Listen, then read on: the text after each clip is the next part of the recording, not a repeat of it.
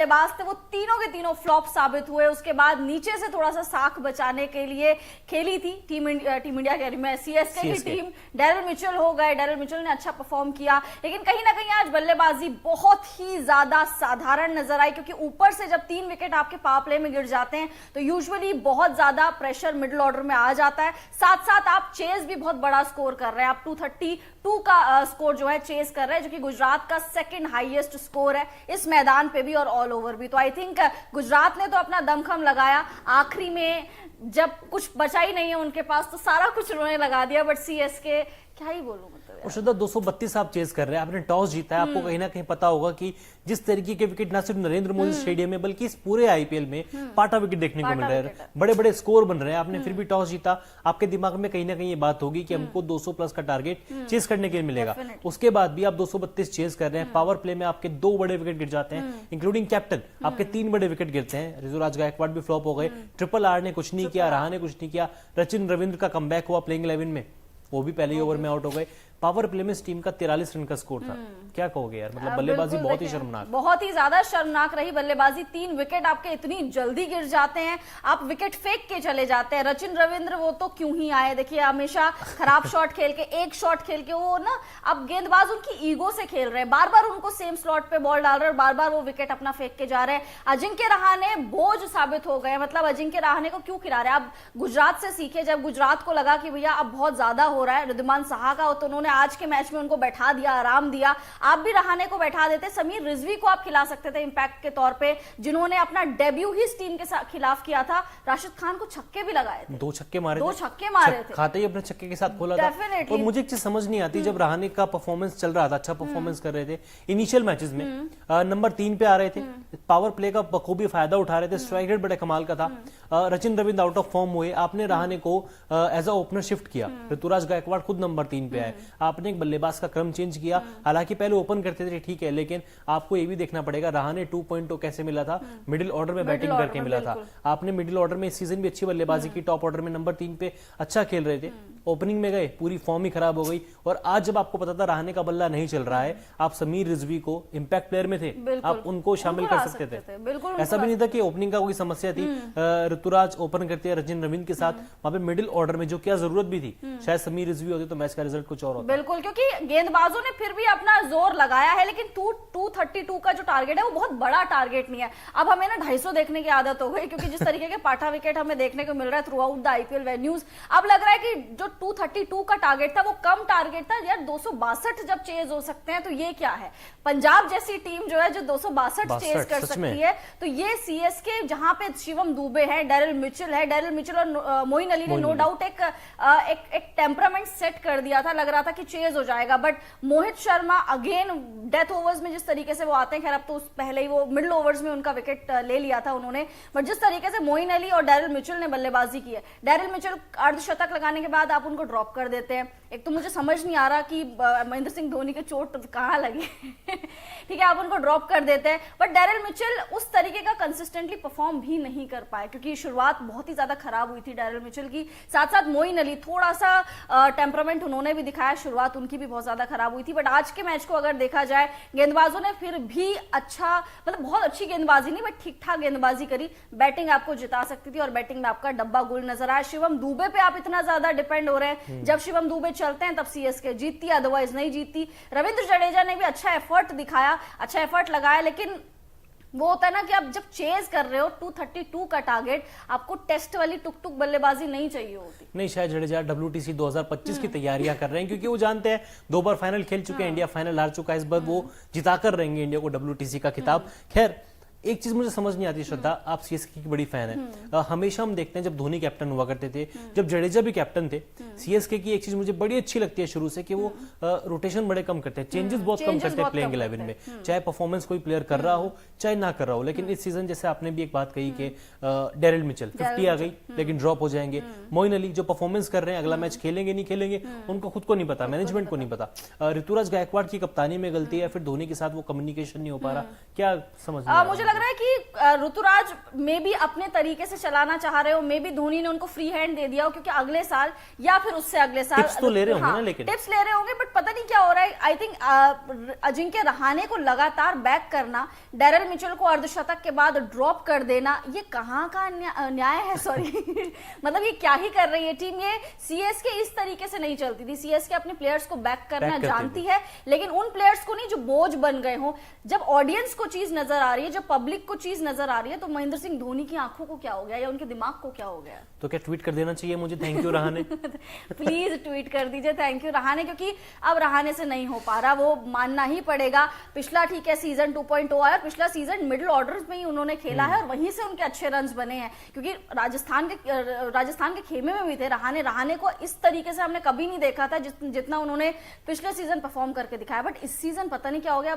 Thank you very much, tata goodbye बोलने का time. पैर चल ही नहीं रहे हैं। बल्ला जब बैटिंग के लिए आते हैं ऐसा लगता है कि उनके चेहरे पे तनाव रखता है। बिल्कुल तनाव होगा भी, प्रेशर उनके चेहरे पे है। रन नहीं लग रहे बल्लेबाज के, लगातार मौका मिल रहा है लेकिन कुछ भी परफॉर्मेंस नहीं कर पा रहे। एक बार फिर से बता दे, आईपीएल 2024 का 59वां मुकाबला था, अहमदाबाद के नरेंद्र मोदी स्टेडियम में खेला गया था। अहमदाबाद की टीम गुजरात के लिए ये मैच करो या मरो वाला मैच था। आज हारते तो प्लेऑफ की रेस से बाहर हो जाते, लेकिन जीटी ने, शुभमन गिल ने और साई सुदर्शन ने दिखा दिया कि जब तक वो इस टीम का हिस्सा है वो हार नहीं मानेंगे। शुभमन गिल की कप्तानी की लगातार बातें हो रही थी, बल्ला नहीं चल रहा, टी20 के स्क्वाड में जगह नहीं मिली, लेकिन आज शायद उन्होंने एक स्टेटमेंट दिया है, बतौर कप्तान स्टेटमेंट दिया है और बड़ी शानदार पारी खेली है। बिल्कुल बड़ी शानदार पारी खेली, एक्सपेक्टेड नहीं था, खैर अखिल जी को एक्सपेक्टेड था। हाँ, मैंने तो खैर भविष्यवाणी की थी। भविष्यवाणी सही हो गई। तुक्का था मेरा, तुक्का था नहीं, तुक्का मेरा था साई सुदर्शन वाला, क्योंकि मैं जनरली जीटी की तरफ देख ही नहीं रही थी, बट एक्सेप्शनल बैटिंग करी है। ये कॉम्बिनेशन अगर जीटी पहले ट्राई कर लेती और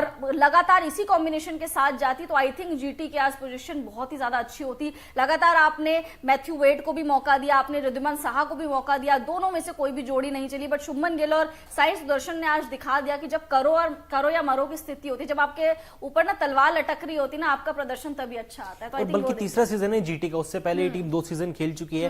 पहली बार इन्होंने ओपनिंग में इतनी बड़ी साझेदारी की। रिद्धिमान साहा, शुभमन गिल ओपन करते हुए आपने देखा, मैथ्यू वेड को गिल के साथ ओपन करते हुए देखा, लेकिन साई सुदर्शन ने एक टेम्परामेंट जो शो किया, ये खिलाड़ी हमको इसको लगातार कहते हैं कि फ्यूचर का इंडियन बैट्समैन है, स्पेशली टेस्ट क्रिकेट में ये खिलाड़ी बहुत आगे जाएगा। और आज बड़ी कमाल की पारी भी खेली, 51 गेंदों में 103 की साई सुदर्शन ने, 206 का स्ट्राइक, 202 का स्ट्राइक रेट, 5 चौके 7 छक्के। और कप्तान शुभमन गिल की बात करें, 55 गेंदों में 104 रन, 9 छक्के, 6 छक्के 9 चौके। इनका स्ट्राइक रेट 190 का था। आईपीएल में चौथा शतक, साई सुदर्शन का पहला शतक और पहले विकेट के लिए 210 रन। इस पार्टनरशिप ने सीएसके को बाहर कर दिया था। बट मुझे लगता है कि चेज हो जाता जब तक मोइन अली, जब तक डेरिल मिचेल खेल रहे थे। उसके बाद मिचेल आउट हुए, मोहित शर्मा की गेंद आई, मिचेल आउट हुए, उसके बाद शिवम दुबे आ गए थे पिक्चर में। तो जब तक दुबे और आई थिंक मोइन अली थे, तब तक भी लग रहा था कि चेज हो जाएगा। जब रविंद्र जडेजा आए तो लगा कि भैया आप तो टेस्ट खेलने वाले, अब यहां से मुश्किल है। बट जडेजा ने भी थोड़ा बहुत शुरुआत में टेम्परामेंट दिखाया, उसके बाद वो भी डब्बा गुल डाउन हो गए। उसके बाद धोनी आए, भैया महेंद्र बाहुबली धोनी आए, 11 गेंदों में उन्होंने 26 रन बना दिए थे 250 के स्ट्राइक रेट से। कुछ फैंस को तो खुश कर दिया, अपने फैंस को खुश कर दिया। एक हाथ का छक्का भी लगाया, मिनी हेलीकॉप्टर भी लगाया, फैंस को खुश हो गए। लेकिन सीएसके के जो फैंस थे, जो पूरी टीम के फैन है, जैसे मैं धोनी की फैन हूं, बट उससे पहले आई थिंक टीम भी आती है, तो टीम के उससे बहुत ज्यादा बुरा लग रहा है कि यार अब बहुत ज्यादा दिक्कत हो जाएगी, क्योंकि डीसी इनके नीचे ही है। भले ही नेट रन रेट माइनस में, बट डीसी नीचे ही है और पॉइंट सेम है सबके। तो अब देख लीजिए नंबर 4 पे टीम आ गई है। आज का मैच हारने के बाद 12 मैच खेले हैं, 6 जीते हैं, 6 आ रहे हैं, 12 अंक अभी भी हैं, टॉप 4 में बने हुए हैं, चौथे नंबर पे हैं, लेकिन रन रेट इस टीम का गिरा है। जीटी की बात करें तो ये 10वें से 8वें नंबर पे ये टीम आ गई है।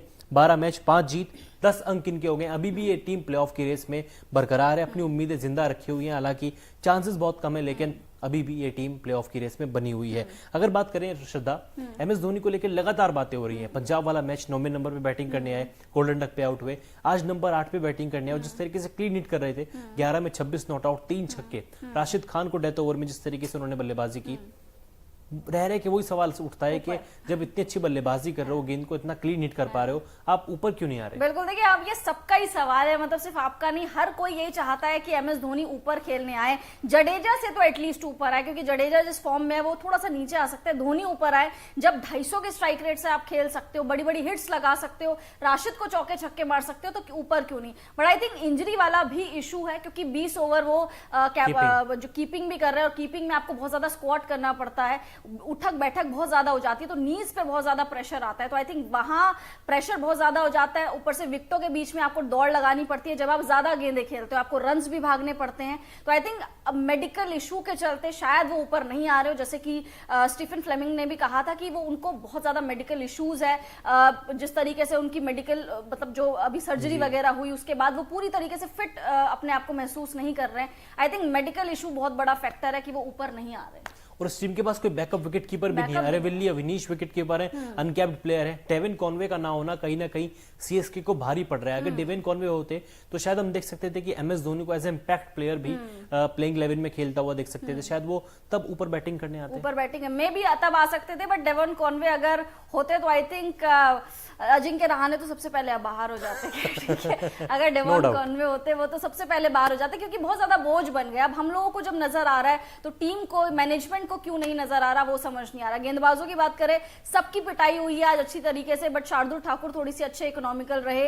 तुषार देशपांडे ने भी ठीक ठाक गेंदबाजी करी है। बाकी सब 10 की इकोनॉमी से ऊपर सबने रन्स लुटाए हैं, बहुत खर्चीले साबित हुए। फिर से मैं यही कहूंगी कि 232 का जो टारगेट था वो उतना ज्यादा बड़ा नहीं था, चेजेबल टारगेट था। अगर वहां पे आपकी जो 3 ट्रिपल आर है, अगर वो ढंग से खेल लेते, अपना विकेट फेंक के नहीं जाते, थोड़ा सा डेरिल मिचेल और मोइन अली उन्होंने अपना पूरा एफर्ट लगाया है, धोनी थोड़ा सा ऊपर आ जाते, रविंद्र जडेजा थोड़ी बड़ी हिट्स और लगा लेते, तो मे भी कुछ रिजल्ट बिल्कुल मे भी ये रिजल्ट मिलता। लेकिन गुजरात टाइटंस ने 35 रनों से सीएसके को हरा दिया है। अब हमारे अगले सेगमेंट की ओर चलते हैं। जैसे ओकिनावा की स्कूटी कोस्ट इफेक्टिव अच्छा माइलेज देती है, वैसे ही देखते हैं कि आज के मैच का ओकिनावा इफेक्टिव प्लेयर कौन था, क्योंकि जिस तरीके की बल्लेबाजी जीटी ने की वो देखते ही बनती थी। जल्द आपकी स्क्रीन पे होगा Okinawa effective player of the match. देखते हैं हमारी टीम ने किसको चुना है। शुभमन गिल, जीटी के कैप्टन, देख लीजिए 55 गेंदे, 104 रन, आईपीएल हिस्ट्री का चौथा शतक, तीसरा नरेंद्र मोदी स्टेडियम में, 190 का ऑलमोस्ट स्ट्राइक रेट, 6 छक्के अपनी पारी में लगाए, 9 चौके। बड़ी कमाल की बल्लेबाजी की श्रद्धा, बिल्कुल बड़ी कमाल की बल्लेबाजी की। जिस तरीके से सामने शॉट्स लगा रहे थे ना, आड़े टेढ़े शॉट्स, हम बोलते हैं ना अनऑर्थोडॉक्स क्रिकेट जैसे सूर्या खेलते हैं उस तरीके से नहीं, बट क्लीन हिट्स लगा रहे थे, आगे की तरफ खेल रहे थे, बहुत ही ज्यादा अच्छे लय में नजर आए। और शुभमन गिल अगर इस तरीके से शुरुआत से परफॉर्म कर लेते तो इनका क्या ही जाता। बट आज अच्छी चीज है, ट्रेवल रिजर्व के तौर पर जाएंगे T20 वर्ल्ड कप 2024 में, तो एक वो भी अच्छा संकेत है कि अभी फॉर्म वापस आ गई है। और ऐसे मुझे लगता है फॉर्म गई ही नहीं थी, बस थोड़ा सा परफॉर्मेंस, थोड़ा सा वो रफ पैच आ गया था, परफॉर्मेंस उस तरीके से निकल कर नहीं आ रही थी, शायद कप्तानी का बोझ कह लीजिए। बट आज जब उनको साथ मिला तो चमक गए। आज जब उनको साई सुदर्शन का साथ मिला तो चमक गए।